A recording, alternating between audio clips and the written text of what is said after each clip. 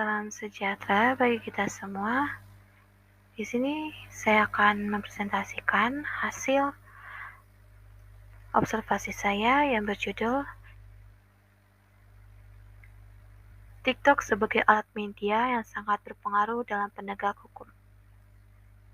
Sebelum saya perkenalkan diri, nama saya Herti Sitorus, NIM saya 220811100008. Saya berasal dari Ilmu Perpustakaan semester 2. Dalam pengertian TikTok, TikTok adalah platform media sosial yang telah menarik perhatian banyak orang di seluruh dunia. TikTok memiliki lebih dari 1 miliar pengguna aktif bulanan di seluruh dunia dan diperkirakan menjadi salah satu aplikasi terpopuler di tahun 2021. TikTok merupakan sumber informasi potensial bagi lembaga penegak hukum dalam penyelidikan dan penegakan hukum, terutama terkait dalam bukti kejahatan yang dilakukan oleh penjahat. Namun, TikTok juga telah menjadi subjek perdebatan karena konten yang dipublikasikan di platform tersebut dan kemampuannya untuk mempengaruhi perilaku dan pandangan penggunanya. Dalam penelitian ini, saya akan mengeksplorasi bagaimana TikTok dapat menjadi alat media yang sangat berpengaruh dalam penegakan hukum. Popularitas TikTok sebagai platform media sosial dengan jumlah pengguna yang sangat besar menjadikannya sebagai sumber informasi yang potensial bagi aparat penegak hukum untuk melakukan penyelidikan. Tujuan dari TikTok tersebut adalah untuk mengamati TikTok sebagai web media yang sangat berpengaruh dalam penegakan hukum. Identifikasi dan pahami bagaimana lembaga penegak hukum dapat menggunakan TikTok sebagai sumber intelijen, penyelidikan, dan penegakan hukum. Bagaimana TikTok dapat membantu penegak hukum yang mengamati informasi tentang kejahatan maupun penjahat, dan bagaimana fitur algoritma dapat digunakan untuk membantu penegak hukum. Pahami potensi TikTok untuk mencegah kejahatan, terutama kejahatan bagaimana penegak hukum dapat menggunakan platform ini meningkatkan keamanan publik terhadap hukum dan peraturan yang berlaku.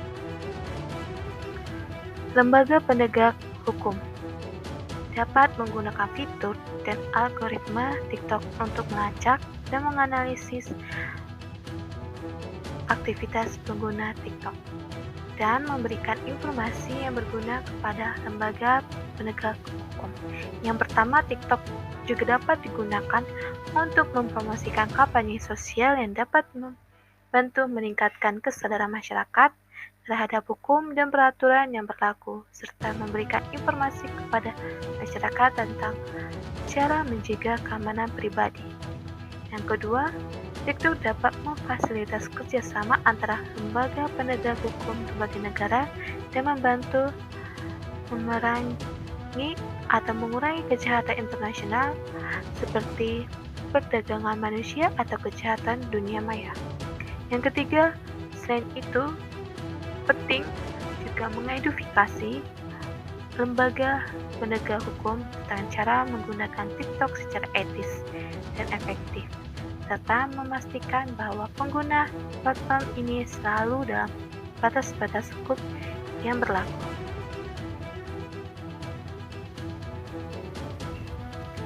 Kita masuk selanjutnya, yaitu potensi TikTok sebagai sumber data. Hasilnya menunjukkan bahwa TikTok dapat menjadi sumber informasi yang potensial bagi penegakan hukum dalam penyelidikan dan penegakan hukum. Hal ini dapat menambah nilai bagi lembaga penegak hukum saat mengumpulkan bukti dan informasi tentang kejahatan yang dilakukan oleh penjahat. Namun, perlu diingat bahwa keakuratan informasi yang diterima TikTok juga harus dicek untuk menghindari kesalahan pihak kepolisian menggunakan fitur dan algoritma TikTok. Lembaga penegak hukum dapat menggunakan fitur dan algoritma TikTok untuk melacak dan menganalisis aktivitas pengguna TikTok.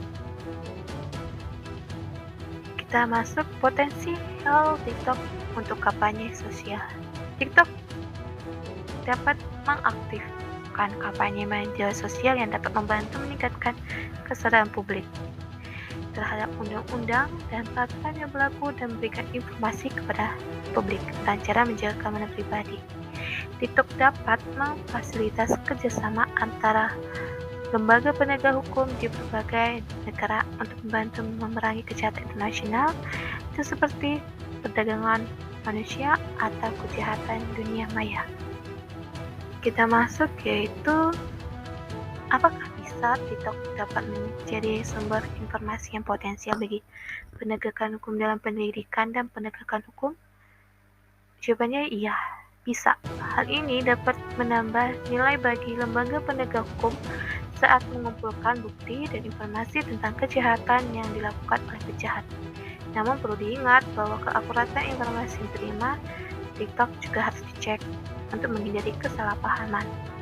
Dari pihak kepolisian, TikTok dapat memfasilitasi kerjasama antara lembaga penegak hukum di berbagai negara dan hasil juga menunjukkan bahwa pengguna TikTok sebagai alat media mempengaruhi atau berpengaruh untuk penegakan hukum juga memiliki beberapa efek negatif seperti pelanggaran data dan penggunaan data berguna yang secara tidak etis. Oleh karena itu, aparat penegak hukum harus memiliki aturan penggunaan TikTok yang jelas dan tegas. Kita masuk ke kasus. Di sini saya akan membawakan kasus penganiayaan Mario Dandi. Itu saya akan mengambil 4 poin yang penting dalam kasus tersebut. Yang pertama, permasalahan. Yang kedua, penyebab. Yang ketiga, masalah timbul karena apa dan solusinya. Oke, kita masuk ke yang pertama itu permasalahan. Ya, permasalahannya itu peristiwa tersebut yang bermula dari pacar Mario Dandi yang berinisial A cerita kepada temannya yang berinisial APA bahwa dirinya mendapat perlakuan kurang baik dari David, mantan pacarnya. Kemudian APA menceritakan langsung kepada Mario, namun Mario tidak percaya dan menanyakan itu langsung kepada A. Lalu A membenarkan cerita tersebut. Setelah itu, Mario menghubungi David, namun tidak menghasilkan apapun. Mario minta A untuk menghubungi David kembali dengan alasan ingin mengembalikan kartu pelajar milik anak GP Ansor yaitu David tersebut. Hal ini cara Mario yang bisa bertemu dengan David. Yang kedua, penyebab. Setelah itu, David kebetulan ada di rumah temannya, langsung mengirim lokasi terkini kepada A. Mario pun datang dan melakukan penganiayaan bertubi-tubi kepada David. Dia melakukan pemukulan, menendang di bagian wajah, di bagian kepala, belakang, leher, hingga tak berdaya mengalami koma. Tidak sendirian Mario melakukan penganiayaan tersebut bersama temannya berinisial S. Saat David tidak berdaya, Mario meminta merekam dengan handphonenya sendiri dan melakukan tindakan kekerasan itu kembali. Oke, kita masuk ketiga, masalah timbul karena apa? Ya karena konflik atau diduga berkonflik. Agnes mengadu domba David dengan pacarnya sehingga peristiwa penganiayaan itu terjadi. Selain itu, Agnes juga berkonflik di sekolah hingga diduga mengada-ngada cerita soal dirinya mendapat perlakuan kurang baik dari David.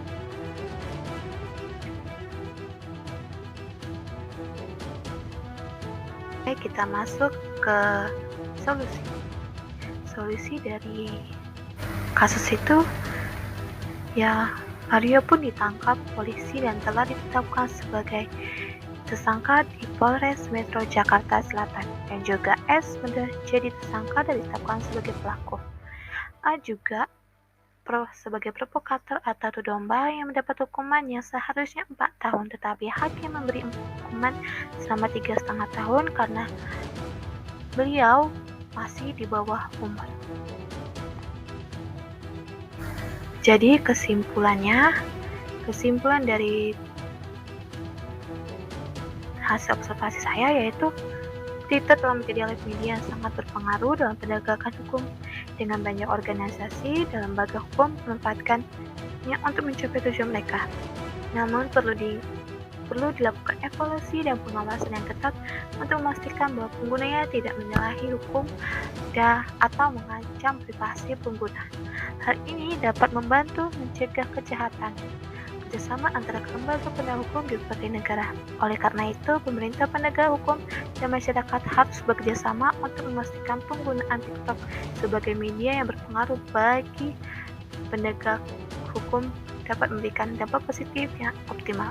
Dalam kaitan ini, pengguna TikTok sebagai alat media yang sangat berpengaruh bagi penegak hukum harus dilakukan dengan cara hati-hati, beretika, dan dalam kerangka regulasi yang jelas. Sekian, terima kasih.